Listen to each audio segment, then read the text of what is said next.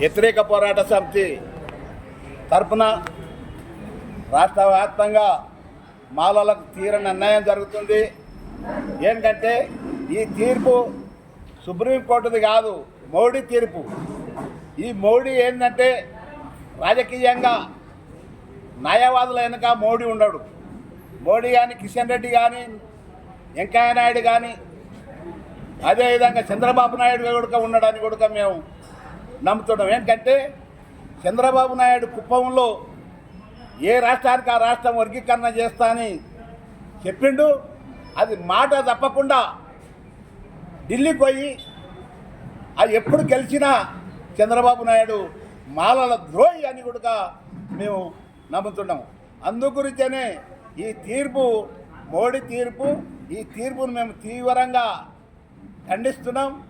అందు గురించనే ఏడికి మాలలే దొరికిండ్రా ఈ ప్రభుత్వానికి, రాష్ట్ర ప్రభుత్వానికి మేము డిమాండ్ చేసేది ఏంటంటే అలోమాల చలో ఢిల్లీలా మేము 8 తారీఖు నాడు, 9 తారీఖు నాడు, 10 తారీఖు నాడు రస్తారోకోలు, ధర్నాలు పెద్ద ఎత్తున చేసి బీజేపీ గవర్నమెంట్కు గుణపాఠం చెప్పి మేము మేడలోంచి ఏది సుప్రీంకోర్టును మేము ఆశ్రయిస్తాం. ఏది 7 మంది న్యాయవాదులు ఆ రోజు తీర్పిచ్చిండు. సుప్రీంకోర్టు తీర్పు ఎట్టిచ్చింది? ఇది చెల్లదని తీర్పిచ్చింది. అదే సుప్రీంకోర్టు మళ్ళీ ఇది ఇప్పుడేమన్నది, చేసుకోవచ్చు అని ఇచ్చేది. ఇది న్యాయమా అన్యాయమా? ఓట్లే ఇట్లా మారినాక మామూలు మనుషులు ఎట్లా ఉంటారు? గౌరవించేది సుప్రీంకోర్టు. సుప్రీంకోర్టు మేము గౌరవిస్తాం. గౌరవించేది మీరు నమ్మకం పెట్టుకోలేదు. అందు గురించనే మేము 9 మంది న్యాయవాదులతోటి మేము రిపిటిషన్ వేసి మేము అడ్డుకుంటాం. రేపు ఎంతవరకైనా ఉడక మేము ఆగమని ఉడక.